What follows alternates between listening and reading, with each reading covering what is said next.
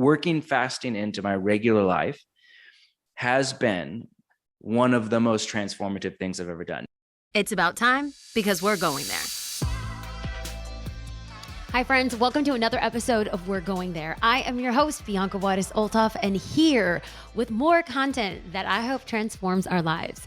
Today, you picked a good episode. And friends, I'm going to encourage you to not just listen, but to consider yourself blessed to rest. Oh, yes. You know I love a good rhyme up in these here parts.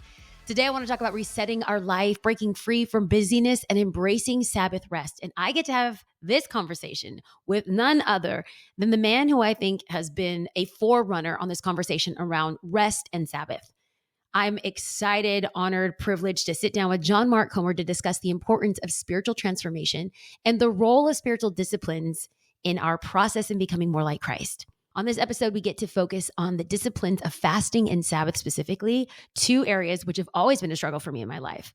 John Mark explains that spiritual disciplines are means of grace that allow us to offer our bodies to God and surrender to his transformative work. Fasting, in particular, helps us let go of control and reveals the things that control us. I want to pause in this introduction and also let you know that for those who have wrestled with food addiction or eating disorders, I want to be very cautious in this discussion. I do believe that there are ways that we could find different ways to sacrifice. As someone who's very sensitive around this topic, I hope that you ingest the meat and spit out the bones. In addition to this, we get to talk about Sabbath.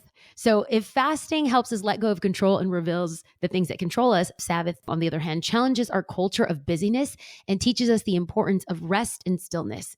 In this conversation, John Mark shares his personal experiences of growing up in the church that emphasize the importance of Sabbath and how it has helped shape his personal family's life. He also dives into and explores the three enemies of peace identified by the Desert Fathers and Mothers: the world, the flesh, and the devil. I hope you enjoy this episode and not just listen, but allow it to transform your life. I love you, friends, and I hope you're blessed. John Mark Comer, I'm so excited that you are on the show. I'm trying not to geek out, so thank you for your time. It is my joy to be with you. I just wish I was down. It's pouring rain up in Portland, Oregon today, and Orange County is sounding... I'm telling you, it's the promised land. It's the promised land. If you ever want to move. I don't want to hear, but do you know I turned down a job? Well, it wasn't like an official job offer, but I had a chance to move to Orange County many years ago when I had decided I think I want to step down from leading a church and just serve as a teaching pastor. But I had this incredible opportunity. Orange County, we literally drove around like imagining ourselves there as a family, but no permission from the Spirit. Okay. So. Well, I mean, we're starting the podcast here. This is not even in my notes, but I feel like it's fair to manipulate this podcast right now because I do know that you just transitioned off of your home church after 18 years of leading, which first of all, kudos, because that's hard labor and beautiful labor and gloriously devastating all at the same time. So congratulations. But let me also throw, if you do feel called to Orange County, brother, there's a church called the Father's House, Orange County, and you have a standing invite. No, legit. Okay, the podcast listeners, y'all my witnesses. John Mark Comer, if you are ever in Orange County, you have a standing invite to preach at our church. Amen. Hallelujah. Okay, I'll take it hands down. Right now, the answer is no, but check back in February in the heart of winter, and the answer will likely be yes, Jesus, please. I love it. This time around. Okay, so a little bit of background. I have heard about you. I have read some of your stuff back in the day. I think I've always wrestled with the call that God has put on my life, and I'm feeling inept, really inept. So undergrad and graduate degrees are from secular institutions. So, I mean, I don't feel formally theologically trained. And you and John Tyson hosted a workshop called Art of Teaching there in Portland, and I got to go. It was life-changing, friend. It was an honor to have you. There were like whispers, like, "Do you know that Bianca is coming to this event?" It was the devil is a liar. Do not lie on this podcast. No, brother. And it was like first name only. Like you've achieved like a whole new level Okay, It literally, was I'm such like a gift to schwitzing have right you. now. I'm like sweating from embarrassment. That's so not true because I walked in.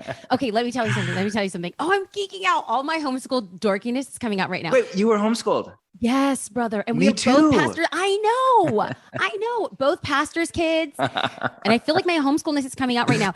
Okay, so as I was preparing for this interview, I was like, oh my gosh, John Mark Comer and John Tyson are like the Inklings. They're like, C.S. Lewis. And can I be Dorothy Sayers? Can I please? Can I get in? Please. She wasn't Yeah. allowed to be part of the Inklings, but it's the No, I don't 21st know that century. story. Seriously? Okay. She Well, wanted to be in and they she said wanted to no? be in, but it was a boys' club. And so her Yes. writing was respected and she was top at Oxford. And, she had Yes. such a theological background. Her father I was a just quoted vicar. her in my last sermon. She's Okay. genius. She is genius, but it was kind of like the boys' club, unintentionally, maybe, but I want to give them the benefit of the doubt. But I'm just like, wait a minute. Can we be like Inklings 2.0? Because after the art of teaching, for those that don't know, for those that feel like there is a teaching or preaching call upon their life, John Tyson and John Mark Comer, they lifted up the hood of the proverbial preaching car and they showed everyone, not just the engine, not how it works, but how to build the engine. And so this is not even part of the podcast. I'm just saying I left wrecked. It was such a beautiful 2 days. And so thank you for everything. I have my Bible right over here, but it's holding up my laptop. But inside my Bible is the printout notes of how you outline the sermon. And it's with me that I take every Sunday. So when I say that I appreciate it, I really do.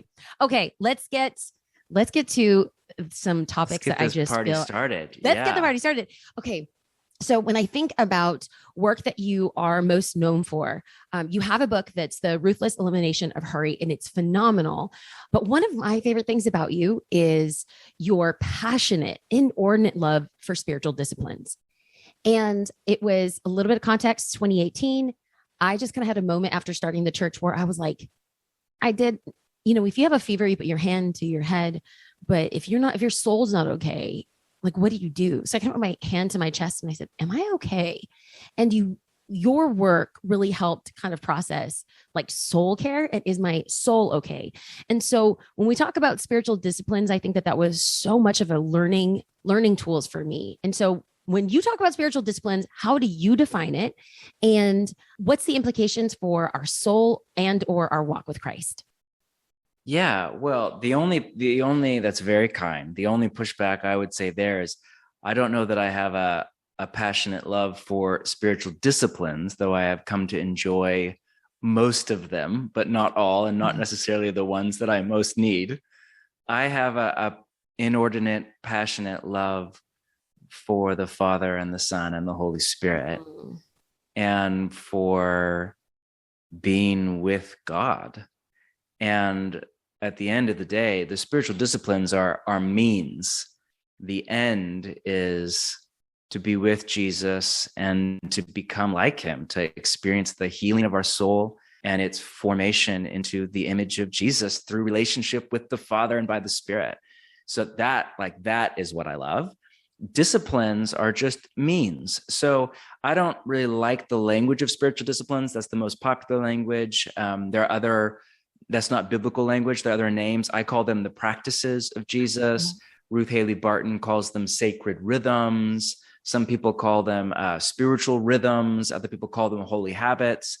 They are basically just any regular activity that you see in the life and the teachings of Jesus that we adopt as a disciple of Jesus or an apprentice of Jesus as we follow him in an attempt to organize our whole life as he did around what Jesus called abiding in the love of the Father and the Son and the Holy Spirit. Jesus said, I'm the way, the truth, and the life. And a lot has been said in the Western church about how Jesus is the truth, and it's very important. Very little has been said about how he is the way, I mean, literally, he is a way to live. He is a path, is what that word literally is in the Greek. He's a road map for how to be human and how to live and how to make steady progress into deeper life with the Father. So the practices or the spiritual disciplines are anything that you see in the life of Jesus that basically just open you up to the love of the Father. So, some of the most famous ones are Sabbath, silence and solitude, prayer, fasting, the reading of scripture, living with simplicity, generosity, hospitality. These are all serving the poor. These are all kind of the basics of what ancient Christians called a rule of life, which is not common language at all today. It means like a life architecture that's designed to make experiencing the Father's love and being transformed by him the center point of your entire life. Mm. Okay. So when you talk about some of these disciplines or holy rhythms, one of them is fasting. And I listened to a talk that you did. I actually don't know when you did it, but Annie Downs is a mutual friend of ours, and she sent it to me because I had some questions about it. And then I started reading this one book about fasting. And so when we talk Which book was it? It's actually, hold on, don't move. It is the 9 biblical fasts. Does that sound familiar to you? No, that's why I'm asking, because if there's a good book that I don't know about, I want to read it. Okay, it is. And he talks about every single fast that's listed in the Bible. Here we go. Fasting for Spiritual Breakthrough, the Practical Guide to 9 Biblical Fasts by Dr. Elmer Towns. It was recommended to me by a pastor friend, and it takes the different varying fasts that we see throughout the Bible and how to implement it into our life. It's fascinating. So, but then I heard you actually practice fasting every single week, right? Yes. I mean, a mild form of fasting, but yes. Okay. So for someone out there that's like, wait a minute, I don't even fast once a year. I don't fast once a decade. Like right. walk me through what brought this on. And then what does that look like in your weekly life? Yeah. Gosh, there's so much great stuff we could chat about. Where to even start? Yeah, I'm the same. I did not grow up in a church paradigm, grew up in a great family of origin, good church experience in California, land of my birth, land of promise. But fasting was just not on my radar. I remember my parents would occasionally fast when they were making a major decision. So that was my one, which is great. That's a good thing to do. And that was my one kind of paradigm for fasting. I never really understood a reason why behind it. It definitely wasn't like in a rule of life in the sense of a regular or a weekly kind of practice or something. And I didn't really understand the reasons behind fasting or what's the point even. And I didn't realize that prior until very recently, fasting was considered one of like the core practices or spiritual disciplines of following Jesus, really for about 1,500 years. I mean, the early church, for example, for hundreds upon hundreds of years, a part of the most common kind of basic rule of life was Christians would fast every single Wednesday and Friday.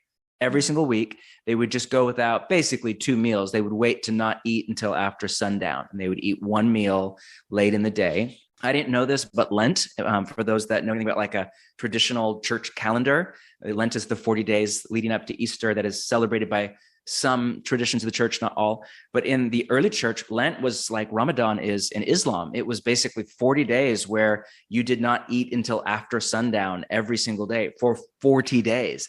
Every Christian, every church for 40 days. Once a year. So that was like not even remotely on my radar screen. And there's all sorts of reasons why fasting has been kind of lost in Western culture. I think the most common one is just, if you know anything about Western philosophy, there's this guy, Rene Descartes, who has this famous saying that I'm sure you'll recognize: I think, therefore I am. And behind that's a whole worldview that basically understands human beings to be kind of brains on legs. He called human beings thinking things. And he was actually a Christian intellectual who was defending the Christian faith with that statement. Wasn't a bad guy. I mean, it's a worldview shaped on Descartes' view of I think, therefore I am. So much of like the Western church's approach to discipleship and to formation is like, let us get you to think the right things, the right Bible study, the right doctrine, the right ideas, and then that will transform you. There's enough truth in that to get away with saying it. Romans 12, do not be conformed to the world, but be transformed by the renewing of your mind. So your mind and your thought life, a ton of my most recent book is all about this. It's crucial. But taken as a whole, that is not a sufficient model of discipleship. Information alone does not yield transformation. This is just basic common sense and personal experience. So for Westerners, it's hard for us to fathom fasting, which is just not eating. That's all it is. Like people use that word for other forms of abstinence, like I'm fasting from Instagram, or I'm fasting from alcohol, or I'm fasting from entertainment. That's all great stuff. Abstinence has a long history in Christian spirituality. It's a good thing. That's not fasting. Literally, it's not. It's not what fasting is. Fasting is going without food, not eating. Most people just drink water, though there are some fasts where there's no water. There's obviously shorter fasts. And in order to, there's multiple reasons that you fast, but to, put at a very high level to kind of feed on God. Westerners, we really struggle with that because we can't fathom a way of God transforming us not through our mind. So if I said, hey, once a week, listen to a sermon or listen to a podcast like this one or read a book in order to be transformed, everybody'd be like, yeah, it makes perfect sense. But if I said once a week, go without food until the sun goes down, and do nothing with your mind. Just go about your day and pray. And fasting is praying with your body. That's all it is. Just let your body's hunger pains be your prayer to God. Well, we would be like, what are you talking about? We can't even fathom God transforming us through our stomach, not through our mind, through a pain in our body, not through a thought in our imagination or word on our tongue or an experience with our community. But fasting is incredibly powerful. It is working fasting into my regular life has been one of the most transformative things I've ever done. Now, like all spiritual disciplines don't transform you. Jesus transforms you, but he uses them. They're, Reformed thinkers call them means of grace. They're how God does his work of healing us and saving us and delivering us. They're how we offer our bodies to God as a living sacrifice. How we just say, and that's Romans 12, God, here I am. Like I'm giving you these next couple of meals I'm missing. I'm giving you this time of reading scripture. I'm giving you this day of rest and Sabbath. I'm giving you this act of hospitality. I'm giving you this worship experience on Sunday. I'm giving you, time with my friends around a table to eat a meal together and pray for each other. We're just giving. We don't control the outcomes. We don't control our formation. We don't control our spiritual life, which is one of the hardest lessons that American Christians have to ever learn, is that you're not in control in your relationship with God and you're not in control of your formation. Man, that is like weaning Americans off a drug like we're addicted to.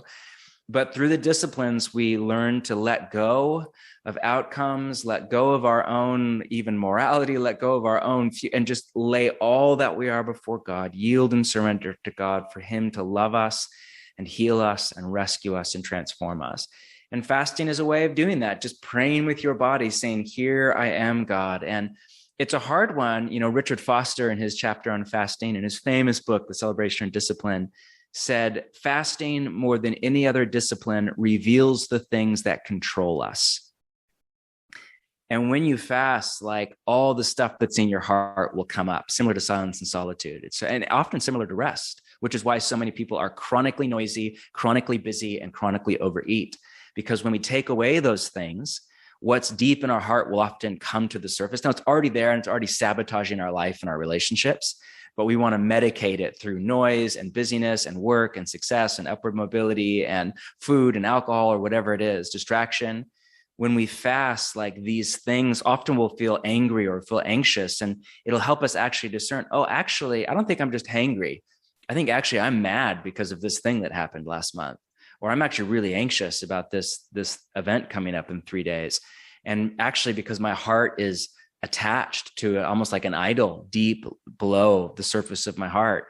And I'm actually enslaved to this thing, or my life going a certain way, or this specific outcome working out. And if I don't have it, I won't be happy. And fasting is an incredible way to train your body and with it, your whole soul to be happy and content and at peace, even when you don't get what you want. And that is true freedom. Do you know that we spend about 20,000 breaths a day? And most of your breathing is happening indoors, but most of our indoor air is polluted.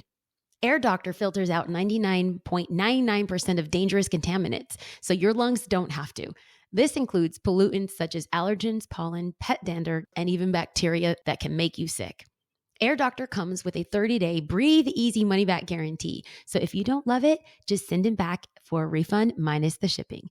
head to airdoctorpro.com and use the promo code WGT for We're Going There, and you'll receive up to $300 off air purifiers. Exclusive to podcast customers, you will also receive a free 3-year warranty on any unit, which is an additional $84 value. Lock in the special offer by going to Air Doctor, that's AIRDOCTORPRO.com, and use promo code WGT. So for somebody listening right now, we have talked about just this one component of spiritual formation, spiritual disciplines, and there's so much more. And I feel like you're like the king of Sabbath. This is what I will say. When I was in my 20s, I read How Now Shall We Live by Chuck Colson and Nancy Pearcey, and it changed my worldview. And now that I'm going into my 40s, I read your book, your most recent one, and I feel like it's reshaping so much of my faith and ideology when it comes to spiritual warfare, the devil, God. And so I feel like I would be honored if we spent time unpacking just some of your recent stuff. But I wanted to give people kind of like a glimpse of, okay, this is what I will say. You read more than anyone else I know on the face of the earth. In fact, when I left the Art of Teaching workshop, in all the right ways, I have never felt so dumb in my life. I'm so sorry. No, friend, I wrote down these words that not only you said multiple times at the workshop, but in your book, swath. You say swath often. Do you know that? You know that you good. Say no word should stick erudite. Out. That's in the book. Hold on, this is my favorite. I don't even know if I'm going to pronounce this right. Compedium. Yes, I like that. I do like that word. I know it's you say it at the workshop. You also wrote it in your book, but you read desert fathers and desert mothers, and you quote people like Evagrius and Ignatius. And I need people to kind of slow step into some of the topics that you unpack in your new work. So that's why I wanted to talk about fasting, because when we talk about fasting, it's easy to be like, okay, don't eat a meal or don't eat for a day, but we're not understanding the why behind it. And so I do want to unpack just this one more thing. It's my favorite thing that you talk about. And I've really been on a journey to try to bring in Sabbath into my life. I didn't realize scripture is very clear about the importance of Sabbath and like honoring Sabbath and like treating it so importantly. And I just feel within our Western culture, and then me and Enneagram 7, I love to have fun. Let's be busy. Let's throw parties. The idea of stillness honestly kind of frightened me. The idea of stopping and not producing made me feel lazy. I'm a daughter of an immigrant. Like, we just work hard all the time. And I've been super convicted by some of the stuff that you've been coming out with and discussing. So can we unpack a little bit of Sabbath, and then we're going to jump into some other things? But I just want people to get to know kind of how your mind thinks before we talk about this new work, which I think you're taking us into the 9 feet, baby. You're taking us to the deep end of the pool. So unpack a little bit about Sabbath, because then I do feel like I want people to understand like your background before we talk about what you're coming up with recently. Yeah, I mean, I'm happy to. Sabbath has also transformed my life. And I think similar to you, I did grow up in the church. Thank God I did not grow up in a church where, I mean, Sabbath was like, isn't that for Jewish people? Or I am just old enough, and I came from a Christian enough home that I remember a life architecture where Sunday was the Lord's Day. Like, I remember in my family on Saturday night, we would never watch a movie. Like, my family was a big like family movie night kind of family. But on Saturday night, there was no movie because we wanted to prepare for what my parents called the Lord's Day. And Sunday was like, you're up. And like, that's a day that is devoted to God. Now, because my dad was a pastor and the church we were in, that meant church like for 12 hours straight, because we were at like one of the first mega churches in America. So there were like morning gatherings, like multiple morning gatherings. Then there was a Sunday school hour. Then there was Sunday night. So literally, like if you were a serious Christian, we do. Yeah, it was 3 times on a Sunday, not once, not twice, 3 times. And then don't forget midweek. So, did you go to midweek? Oh, 120%. Oh, Wednesday night Bible study. Yep. And don't forget choir practice on Thursday night. Ours was Friday. Yep. So, and I mean, I laugh about it, but on a positive sense, it was, I don't know, but I'm sure that was formative in me at a young age, Yeah. And we laugh about it now, but think about the amount of time that most people spend on Instagram. It's more than all of that every week, on average 2.5 hours a day for millennial. Think about the time that people spend watching content on Hulu and Netflix, on average 4.5 hours per day. You think that's not forming you? You think that's not discipling you? You think that's not turning you into somebody? And then church every other week or every third week for an hour and a half is going to counterbalance all of that and all the worldly ideologies that seep through that stuff like a digital IV. No way. So I laugh about it now, but I'm also grateful for it. I'm grateful that I don't drag my children to church 3 times on a Sunday, but I'm grateful for it. But Sabbath was not in my repertoire. It was not on my radar. I came to it much later in life through a few books I found. And again, I've developed both a discipline and a love for reading over the years. I honestly am not like, the beauty of a book is you can sound way smarter than you really are, which I like. At least my ego does. I'm bright, but I'm not a brilliant intellectual. I did poorly in school. I went to a lousy college. Much of these disciplines are just a couple of decades of really disciplined reading and thinking and living in a really difficult city that's just constantly sharpening the edge of the spear as far as your thinking as a Christian. And, the mind is a muscle. All the new science on neuroplasticity, is extraordinary. Like you can get smarter. I mean, all of us have our own DNA and how God wired us, and not all of us are wired in that, way. I'm a writer, I'm a thinker, I'm a teacher. So of course I'm wired to, kind of really prioritize the life of the mind. But if you'd met me when I was younger, I was just like playing in rock bands and, just driving my Volkswagen bus around and playing electric guitar. I was not like nobody would have ever called me an intellectual or a thinker or very smart or anything, So not that I am now, I'm just saying the mind is a muscle. So I came to Sabbath through reading, and it very, very long story short, God used it to transform my life, my emotional experience of life, my marriage, our family's experience. And by the grace of God, we found our way into the practice of Sabbath when our kids were, like babies. And so they've grown up in it, which has just really given shape to our family's life together. No matter how stressful or hard a week is, we know we have a full 24-hour time period where the phones are off and I'm not working and we're not doing anything. We're just together as a family, resting and delighting in God. But that's what Sabbath is. It is basically, it's one of the 10 commandments. And to remember the Sabbath day, it's a full 24-hour day where you do nothing but stop and rest and delight and worship. So it's not necessarily a somber day. It's a day for great joy. It's almost like a holiday, like a holy day. It's almost like a weekly mini Christmas or something like that, but without all the stress and shopping. But it starts long before it's a commandment. It starts in the first page of the Bible when God creates the heavens and the earth in 6 days. And there's different interpretations of that. Is that literal? Is that a symbolic number? Is this history? Is this mythology? And those are really questions not about whether or not the Bible is true. They're questions about genre of literature and how you read different genres with different interpretations.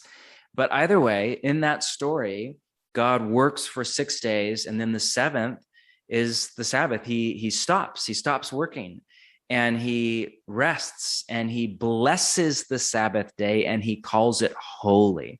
There's so much theology here I don't have time to unpack about how this day is literally blessed by God. What is a blessing? It's when God implants life in you and the ability to make more life. That's what the Sabbath does. It fills us with new life and new energy and new resources to make more life in the world. It's holy. It's a day that's dedicated to God. So the Sabbath is not just like another day off where we play or watch TV or go shopping or do all the work we don't get paid for around the house. It is a holy day that is literally a spiritual discipline. You give it to God and we say this every Friday night at the beginning of our family Sabbath. God, we give you this day. We're not in control of outcomes, whether this is a great day or a bad day, the best day of our week, or we're sad, or we just give this to you and just say, God, here it is. Take this day, use it to transform us and bring us closer to you and to each other. So that's what it is. It's just a day that is literally in the Genesis story. Long before it's a command, it is woven into the fabric of creation. It's almost like a rhythm. And if you think about it, why has every human civilization landed basically on a 7-day week, which is really interesting? Unlike the new moon, that's not based on the lunar cycle. the 7-day week. Every attempt to change it has been a colossal disaster. In France, in the French Revolution, they tried to elongate the week to 10 days to get more work for the proletariat and all that kind of stuff. And it was a disaster. Productivity actually plummeted. Suicide rate spiked across the nation. It was a social disaster. So there's something, scientists talk about how every 7 days your body needs to sleep in, which is why on the weekend, like you just naturally kind of start to sleep in because you need to catch up on rest. There's like this internal clock built into the human body, human civilization, and the earth itself that says work is a good thing, but too much work, too much of anything is not good. 6 days you work, then there is a day built into the fabric of creation to just rest and delight in God and your life before him.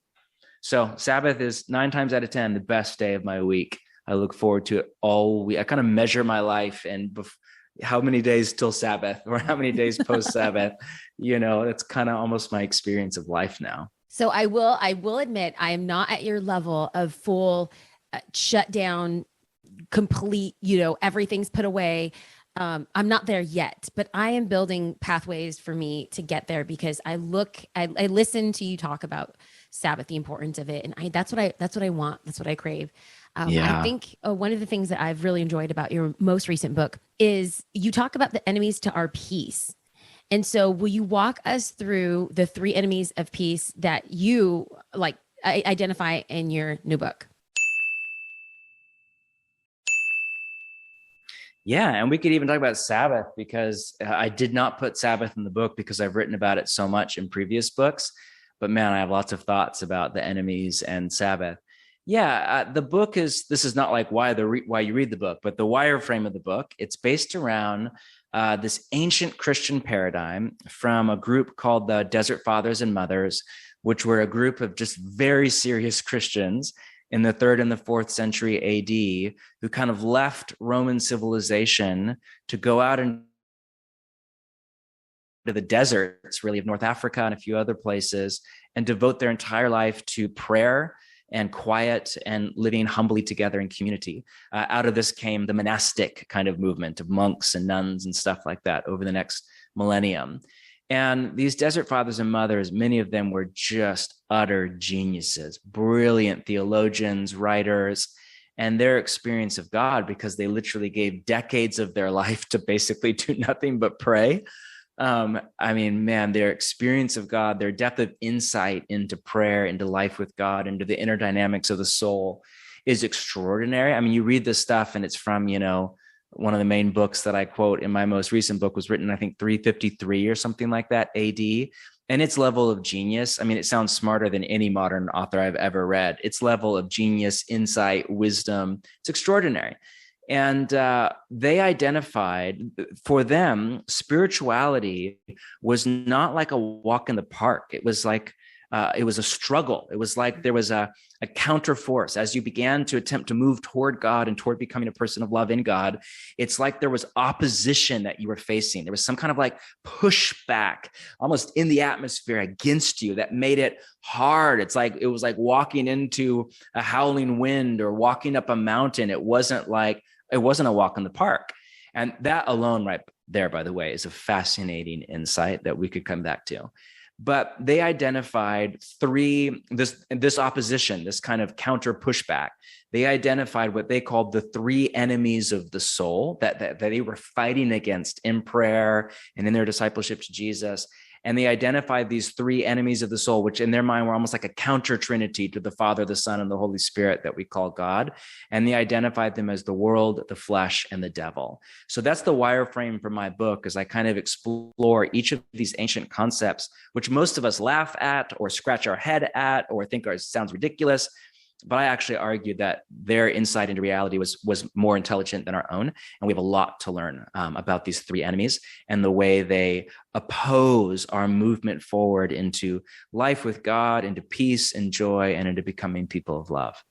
So I think the thing that I love the most about it is that I can't say a covert message because it's not covert, it's there, but the spiritual warfare component that you're talking about in this book, it doesn't feel like one of those like turn or burn or like be careful of the devil books, but I feel like you do such a great job at kind of demystifying and going deep about this understanding of like who Satan is and the devil and his impact on our lives in the everyday. One of the things that I just really loved is you had said following Jesus isn't as much as being a student in as much as it's being like a warrior or a soldier. And I think that that's what my generation needs.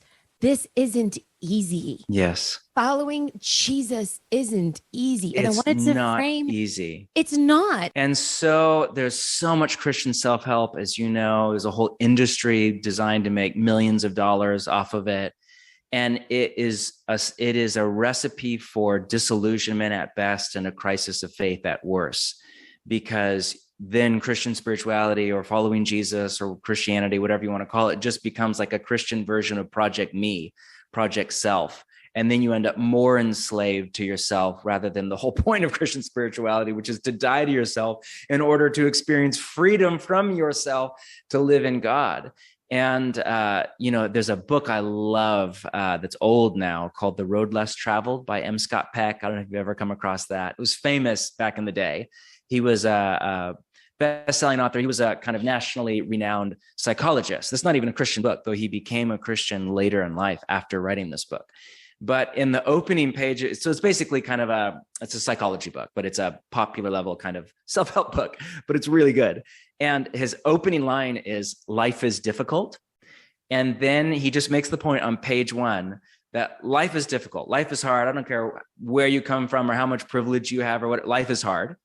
But if you expect life to be easy, as most Americans do, in particular middle-class Americans in the mainstream of American culture, they expect life to be easy, expect life to be good and get better. Even in the church, you hear language like the best is yet to come, which is kind of true depending on how you interpret that statement.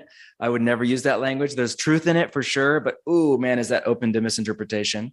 But there's this kind of sense that life will trend up and to the right, that life is good and it will get better and it will be kind of easy and we'll do it. The reality is that life is very hard. And I don't care how much money you have or technology you have, or it is just full of suffering and pain. And so he pointed out, that when that's your mindset, you expect life to be easy, you'll become neurotic. Psychologists define neuroticism as when you suffer more than you need to. I love that definition because we all suffer, but a lot of us suffer more than we need to. Another way to say that, some psychologists distinguish between suffering and pain. Suffering is what is. I was born in this traumatic family. I've experienced racism. I lost my job. I lost a loved one to COVID-19. That's what is. Pain is our emotional experience of what is based upon our interpretation of it. Wow. Whether or not God's abandoned us, our life is now over, we'll never be happy again, I'll never recover from this divorce, I'm wounded, I'm dirty now, I'm broken goods. Like that's all pain. That isn't just the suffering. That's our interpretation of it has created an emotional experience of it that now is a narrative we start living into. So when you expect life to be easy, you become neurotic. And then M. Scott Peck said, but when you expect life to be difficult, most people still conclude that, yeah, life is hard, but overall it's really good and worth living and full of joy. So I think in a similar way, to borrow his kind of rubric, if you expect following Jesus to be easy, you are going to be spiritually neurotic and you are going to suffer. We all suffer, but you're going to suffer way more than you need to. And you're going to have disillusionment and disenfranchisement, if not a full-on crisis of faith, because you were sold, this is Christian self-help, life trending up and to the right, not come take up your cross and follow me, which is what Jesus said. But if you expect following Jesus to be hard and a form of suffering love, what some people have called downward spirituality, you will likely conclude that it is, but it is so worth living. It is the best way to live. There's no one and nothing better than Jesus Christ. I mean, he is literally what we were made for, and life with him is full of joy. So I think that's kind of what I'm trying to do with the book, is reset expectations, not in a depressing way at all. You're already experiencing this way. Wake up, engage, fight back, make progress forward, and come to actually have joy and peace, even in the midst of this opposition. Okay, so there's so much. I feel like my brain is exploding. Side note for all the podcast listeners, I'm keeping tally when John Mark says, "So I read this book, and as of right now, we are just 40 minutes in, and he's mentioned this 7 times." So when I Oh, say that this I'm man sorry. reads, That's just he because reads. credit to where credit is due. I've been so shaped by books and I don't want to be a plagiarist. I want to honor, the Oh, people that it's lovely. have shaped my thinking. Oh no, it's so good. And side note, after leaving the workshop, I have since read 6 books in Oh, five there you weeks. go. Yes. Maybe it's Rock competitive, star. Good maybe job. it's just exciting. I don't know. That's As we okay. Beat me. I love it. I love it. Um I know that we have to end soon, but I think one of the most beautiful like flips that you do in the book is you quote Ignatius's definition of sin. And I'm going to Yes, I read it love this. slowly because I need people to understand it. And then I'll give them your response. But he says, we sin because we believe a lie about what will make us happy. If that is not the state of the American church, I don't know what else to say. And then you say, sin sabotages our capacity for happiness. And I'm going to say that again. Sin sabotages our capacity for happiness by appealing to our God given desire for happiness via deceptive ideas. And I feel like we've been sold a faulty bill of goods, and people are walking away from church in droves because they feel disappointed by God. And what this book does, I feel like you've put toothpicks in our eyes. Like, open your eyes. We are in war. There is an enemy, and this life, if you give your life away, it's worth it. Now, I love your words. I love your work. But for somebody that's kind of like listening to this and maybe they feel like it might be too deep, it might be a little bit too wide. What's your heart? Like, why did you write this book and why would you want this book to be in somebody's hands? And side note, everyone who listens to the podcast know I do not bring on people whose books I have not read or do not love. And so I have read this book and I only talk about books that really have shaped and impacted my life. So for somebody that's out there that's kind of like, oh, he's really bright and he uses the word swath often. Like, I'm not too sure he's my author. What would you tell them about this book and like your why behind writing it? Again, well, you're very kind. There's not one reason for writing it. There are multiple, but I'm a pastor. I care about my own transformation into a person of love and joy and peace, and that of the people that I get to love and serve in our church. And I just do not believe that sin leads to human flourishing or happiness, nor can it ever. It leads to the opposite, in biblical language, to death. There's a famous line in the book of Romans that the wages of sin is death. And some people interpret that to mean that like God pays you back by killing you if you sin. Another way to read that is that sinning is like drinking cyanide. It's the wages of sin is death, not the wages of God for sin is death. The wages of sin is death. It literally opens our bodies to death and to destruction and into pain in the very name, under the guise of helping us and healing us and making us happy. And that's where, to the point you quoted, the Ignatius of Loyola line, sin is unwillingness to trust that what God wants for me is only my deepest happiness. None of us sin out of duty or discipline. None of us are like, okay, Thursday, 4 p.m., time to gossip. Here's another book recommendation, Atomic Habits by James Clear, one of the most best-selling books, self-help books in years, all about the power of habit. So I really want to become an untrustworthy person that is lonely and alienated from other people. Nobody feels safe around. And so I just want to become a chronic gossiper. So I don't really feel like it, but it's 4 p.m. I need to get my gossip on. I'm committed to this new habit. No, none of us do that.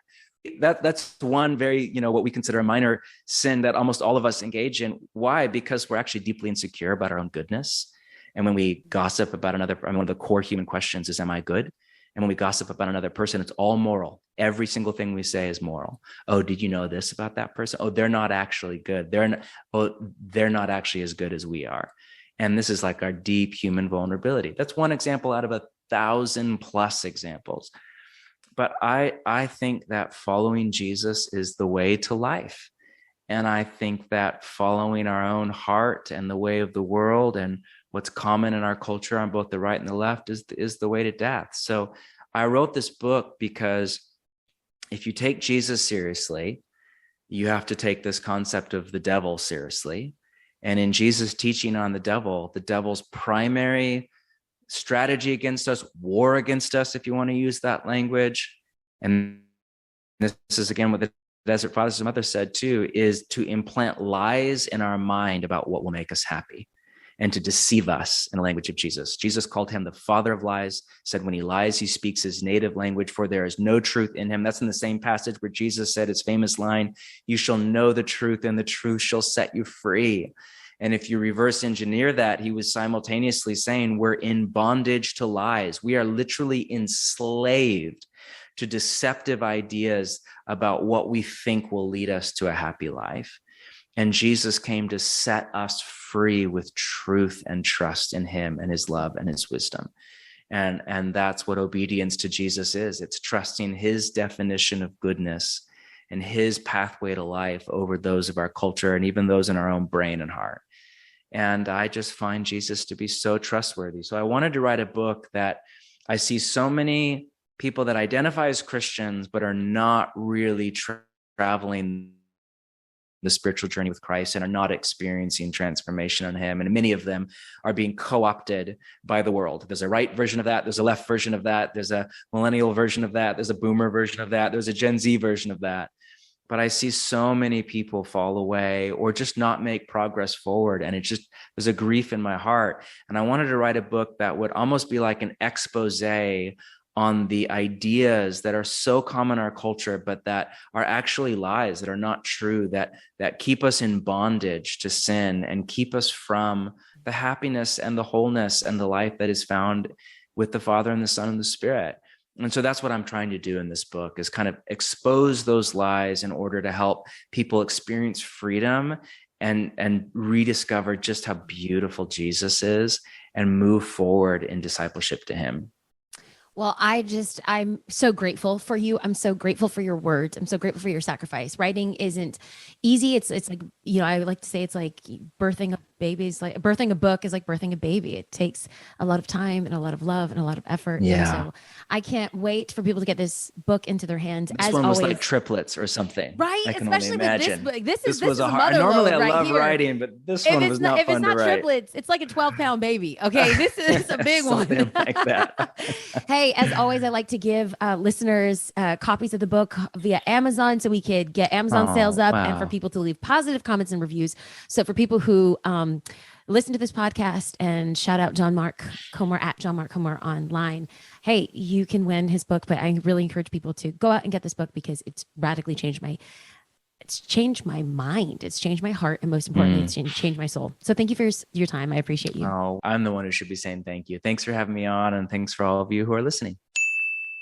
When I tell you his book, Live No Lives, Changed My Thinking, I'm serious, friends. I hope you invest in your heart, mind, and soul and grab his book to explore more on this topic. If you eat quinoa this week, snap a photo and tag me so we can celebrate how quinoa is transforming our bodies and John Mark Comer is transforming our minds. Love you, friends.